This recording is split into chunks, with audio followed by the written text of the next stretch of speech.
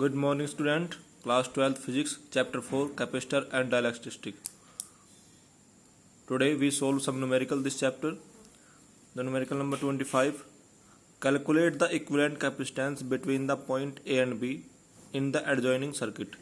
ये एक adjoining circuit है, इसमें point A से start हो रहा है, point B पर ख़त्म हो रहा है. इसके बीच में ये कुछ कैपेसिटर्स लगे हैं. हमें इन सब के इक्विवेलेंट कैपेसिटेंस निकालना है. If 100 volt potential difference is establish between A and B, A और बी के बीच में जो पोटेंशियल डिफरेंस है वो कितना है 100 वोल्ट का. Then what will be the charge on the capacitance closest to A. जो ए के क्लोज कैपेसिटर है ये है, तो इस पर हमें चार्ज भी निकालना है. एक तो हमें निकालना है इक्विवेलेंट कैपेसिटेंस और इस पर जो एक क्लोज है इसका चार्ज निकालना है. हम देखते हैं कि ए से स्टार्ट होते हैं, यहाँ पर पहुँचते हैं. यहाँ पर दो कनेक्शन हो गए, एक ऊपर चला गया एक नीचे. पता नहीं चल रहा कि इसके साथ इसे जोड़ना है या इसके साथ इसे जोड़ना है. फिर आगे चलते हैं, सबसे लास्ट में पहुँचते देखते हैं ये कैपेसिटर और ये कैपेसिटर, ये तीनों कैपेसिटर सीरीज में जुड़े हैं.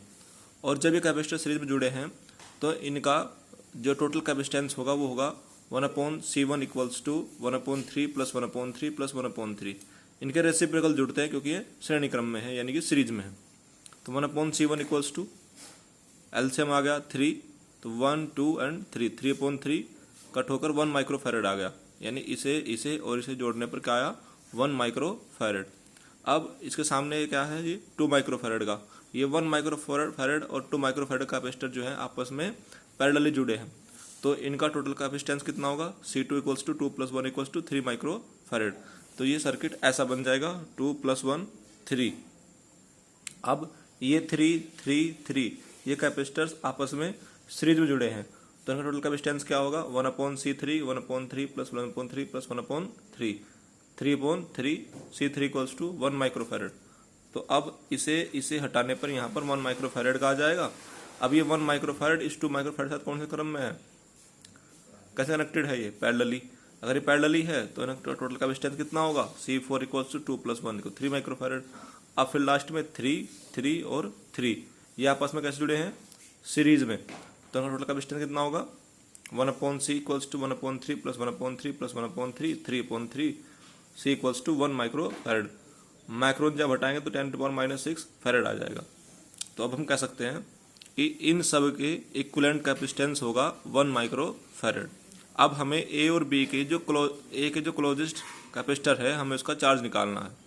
अब ये वाला जो कैपेसिटर है ये इस पूरे सर्किट के साथ सीरीज में जुड़ा है, और जब कैपेसिटर सीरीज में जुड़े होते हैं तो उन पर चार्ज इक्वल होते हैं और पोटेंशियल डिफरेंस अलग अलग होते हैं.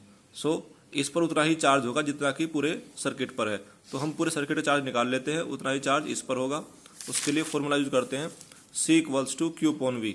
तो Q equals to CV. Q क्या है टोटल चार्ज, C क्या है टोटल कैपेसिटेंस और V क्या है टोटल पोटेंशियल डिफरेंस. वैल्यू रखते हैं C की 1 × 10⁻⁶ और V की 100. तो ये 100 माइक्रो कूलाम हो गया. तो क्योंकि ये 3 माइक्रोफैरड का जो कैपेसिटर है वो इसके साथ सीरीज जुड़ा है तो इस पर भी इतना ही चार्ज होगा. तो आंसर आ गया 100 माइक्रो कूलाम. नेक्स्ट न्यूमेरिकल है 27. Calculate the resultant capacitance between the points A and B. A और बी के बीच में ये 3 कैपेसिटर हैं, हमें इनका रिजल्टेंट कैपेसिटेंस निकालना है. हम देखते हैं कि ये तीनों कैपेसिटर कौन से क्रम में जुड़े हैं. तो देखते हैं, इस पॉइंट को पकड़ लीजिए.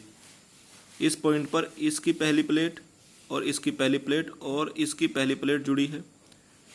इस पॉइंट पर इसकी दूसरी प्लेट, इसकी दूसरी प्लेट, इसकी दूसरी प्लेट जुड़ी है, यानी इनकी पहली प्लेटें इस पॉइंट पर और दूसरी प्लेटें इस पॉइंट पर जुड़ी हैं. तो ये कैपेसिटर कौन से क्रम में हो गए पैरेलली जुड़े हैं, ये हो गए पैरेलली कनेक्टेड कैपेसिटर. और जब कैपेसिटर पैरेलली जुड़े होते हैं तो रिजल्टेंट उन्हें सीधा जोड़ने पर ही मिल जाता है. 3 + 4 + 5 3 4 7 7 + 5 12 माइक्रोफैरड इसका आंसर आ गया, क्योंकि ये पैरेलली कनेक्टेड है. नेक्स्ट न्यूमेरिकल है the capacitance of a parallel plate capacitor is 2 microfarad when there is vacuum between the plates. ये कैपेसिटर है, और अगर इसके बीच में वैक्यूम है तो इसका कैपेसिटेंस कितना है 2 माइक्रोफैरड। और वैक्यूम के लिए होता फॉर्मूला होता है ए एप्सिलॉन 0 अपॉन डी।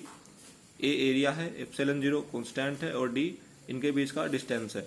तो जब वैक्यूम है तब कैपेसिटेंस कितना होगा 2 माइक्रोफैरड। इसे मैंने इक्वेशन फर्स्ट कह दिया। अब वो कह रहा है the space between the plate is filled with equal amount of 2 dielectric in 2 ways. अब हम इनके बीच का जो स्पेस है उसे भर रहे हैं 2 इक्वल डाइलेक्ट्रिक से, और इसे भरने के 2 तरीके हैं। एक फिगर 1 में दिखाया गया, एक फिगर 2 में दिखाया गया। और इनके डाइलेक्ट्रिक कांस्टेंट हैं 3 and 6। Calculate the capacitance of capacitor in the 2 cases. अब हमें कैपेसिटेंस निकालना है इस केस में भी और इस केस में भी। According to question C naught equals to A epsilon 0 upon D दिया है हमने, फ्री स्पेस कैपेसिटेंस है 2। अब फिगर फर्स्ट में देखते हैं, हम देखते हैं कि ये जो कैपेसिटर है ये एक के 2 बन गए। एक यहाँ से यहाँ तक का जिसमें 3 डाइलेक्ट्रिक वाला है और एक दूसरा 6 डाइलेक्ट्रिक वाला है। इनकी पहली प्लेट्स यहाँ पर जुड़ी हैं और सेकंड प्लेट्स यहाँ पर जुड़ी हैं। तो ये दोनों कौन से क्रम में हो गए? ये हो गए पैरेलली, ये पैरेलली कनेक्टेड है। तो C equals to C1 plus C2। Formula होता है K A epsilon 0 upon D. K A epsilon 0 upon D first के लिए 1 का इस्तेमाल कर रहे हैं और सेकंड के लिए 2 का। एप्सिलॉन 0 जो का तो रहेगा क्योंकि ये कांस्टेंट है। यहाँ पर देखते हैं K1 की वैल्यू तो है 3। A1 क्या है? एरिया। अब यहाँ पर देखते हैं कि हाफ एरिया इसने कवर किया है और हाफ एरिया इसने कवर किया है, जबकि डिस्टेंस इनके बीच का सेम है। तो एरिया हो जाएगा a/2 और डिस्टेंस d1 की जगह भी d और d2 जगह भी d। अब यहाँ पर ये हो गया 3/2 a epsilon 0 upon D, 6/2 a epsilon 0 D. और a एप्सिलॉन 0 अपॉन डी का मान है कितना? 2 रख दिया। तो यहाँ 2 से 2, यहाँ 2 से 2 कट हो गया। 3 + 6 9 माइक्रोफैरड आ गया। सेकंड केस में हम देखते हैं कि इस बार भी डाइलेक्ट्रिक्स 3 और 6 ही हैं, बट उन्हें भरने का तरीका अलग है। इस बार अपर हाफ 3 से और लोअर हाफ 6 से भरा है। तो हम देखते हैं कि इसकी फर्स्ट प्लेट यहाँ पर, इसके सेकंड प्लेट इसकी फर्स्ट से और इसकी सेकंड प्लेट यहाँ जुड़ी है। तो इस बार ये सीरीज में जुड़े हैं और एरिया यहाँ से यहाँ तक पूरा टच है प्लेट का, यहाँ से यहाँ तक भी प्लेट का पूरा एरिया टच है। और डिस्टेंस इस बार इसने हाफ डिस्टेंस कवर किया है, इसने हाफ डिस्टेंस किया है। पहली फिगर में एरिया हाफ था, सेकंड फिगर में डिस्टेंस हाफ है। और पहली फिगर में ये पैरेलल जुड़े थे और इस बार ये सीरीज में जुड़े हैं। So 1/C equals to 1/C1 plus 1/C2। K A epsilon 0 upon D, K A epsilon 0 D first के लिए 1 और सेकंड के लिए 2। यहाँ पर डिस्टेंस d/2 है, डिस्टेंस d/2 है, एरिया a ही है। ये यहाँ इसकी मल्टीप्लाई यहाँ पर हो गई तो 1/2 K1 a epsilon 0 upon 2 plus 1/2 K2 epsilon 0 upon D. Value रखते हैं K1 की 3 है, इसकी 2 है, इसकी 6 है, इसकी 2 है। 3 2 जा 6 और 6 2 जा 12, 6 2 जा 12 और 12 2 जा 24। इनका एलसीएम आ गया 24। ये 2 टाइम कटेगा तो 2 1 जा 2, तो 2 1 3 और 3 से 24 8 टाइम कटेगा तो आंसर आएगा 8 माइक्रोफैरड। Thank you.